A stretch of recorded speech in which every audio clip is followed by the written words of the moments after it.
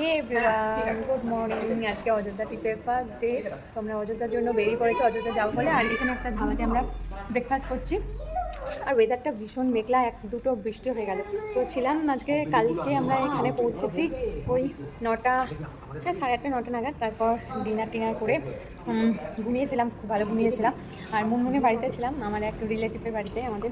তো ওদেরই কার নিয়ে আমরা অযোধ্যার জন্য বেরিয়েছি। আর এখানে একটা ধাবাতে আছি, ব্রেকফাস্ট করছি।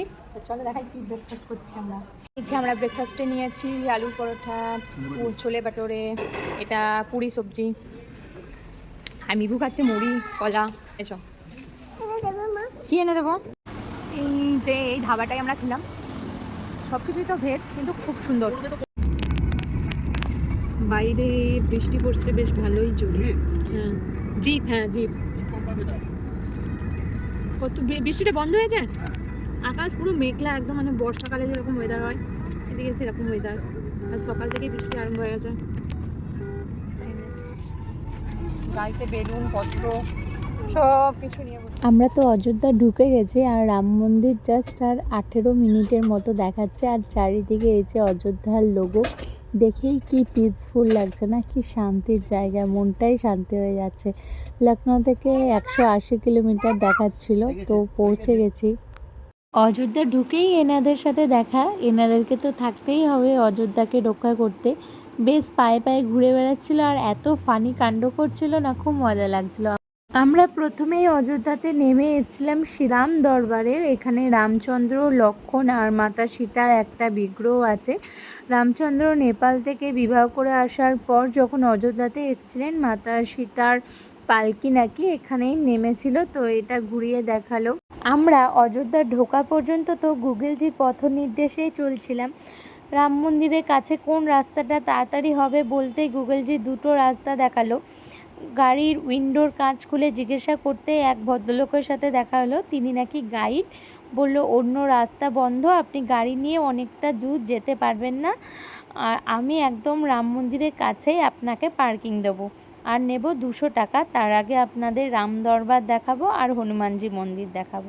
স্ক্যাম হলো নাকি জানি না আমাদের সাথে, তবে হ্যাঁ পার্কিংটা কাছেই হয়েছিল, রাম মন্দিরের কাছেই। আমরা এখন যাচ্ছি হনুমানগিরি। এই যে এই ভিড়টা সম্ভব কি বাচ্চা নিয়ে ভিড়, ভাবলাম যে এখান থেকে আমরা পারবো না বিভুকে নিয়ে যেতে। বাট এই যে হুইল চেয়ারগুলো আছে সিনিয়র সিটিজেন বা যে যদি কেউ যেতে না পারে তো তাদেরকে নিয়ে যাওয়া হবে। তো বাবা মিভুকে নিয়ে বসেছে, 500 রুপিস লাগবে, একদম ঠাকুরের কাছে দর্শন করাবে, না হলে উপায় নেই। এই তার সাথে আমাদেরকেও ভেতরে ঢুকতে হবে যেহেতু ফ্যামিলি। আমরা চলে এসেছি অযোধ্যার রাম মন্দিরে। এটা সুগ্রীবের দরবার। এই রোড ধরে প্রায় 1-1.5 কিলোমিটারের মতো হাঁটতে হয়, তবেই মেন মন্দিরে যেতে পারবো। আর যারা হাঁটতে পারবে না তাদের জন্য এখানে হুইল চেয়ারেরও ব্যবস্থা আছে দেখছি। আমরা প্রথমে হনুমানগিরিতে হনুমানজির দর্শন করে তারপরেই রামলালার দর্শন করতে হয় শুনেছি, সেটাই করছি। হনুমানগিরিতে প্রচণ্ড ভিড় ছিল, আমরা পেছন দিকে গেট হয়ে গেছিলাম, মানে ওখানে ভিডিও করা পসিবল ছিল না, এতটাই ভিড় ছিল। তো আমি ভিডিও দেখে গেছিলাম, সেখানে দেখেছিলাম মঙ্গলবার আর শনিবার ভীষণ ভিড় হয়। তবে না, আমার যেটা মনে হলো ভোরবেলার দিকে হনুমানগিরিতে পুজো দিলে ভিড়টা কম পাওয়া যাবে, বেলা হয়ে গেলেই প্রচণ্ড ভিড় হয়ে যায়। প্রথমেই গেটের মুখে একটা চেকিং হলো, খুব ভালো করে চেকিং করে তারপরে ঢুকতে দিচ্ছে। এই যে মন্দিরের মতো জায়গাটা দেখতে পাচ্ছ, এর দু সাইডে লকার, তুমি যেগুলো নিয়ে ঢুকতে পারবে না এই লকারে রাখতে হবে। আমরা লকারের জন্য লাইনে দাঁড়িয়েছি, যেখানে লেখা আছে কোনটা অ্যালাউ কোনটা অ্যালাউ না। আর লকারে একটা চাবি তোমাকে দেবে আর একটা চাবি ওদের কাছে রাখবে।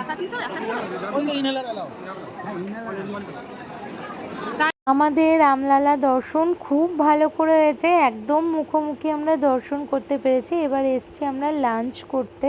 সুন্দর দর্শন করলাম। প্রথমে গেলাম লকারে সব রাখলাম, মোবাইল, জলের বোতল, চটি সব দিয়ে গেলাম। এত সুন্দর দর্শন করবো ভাবতেও পারি নাই।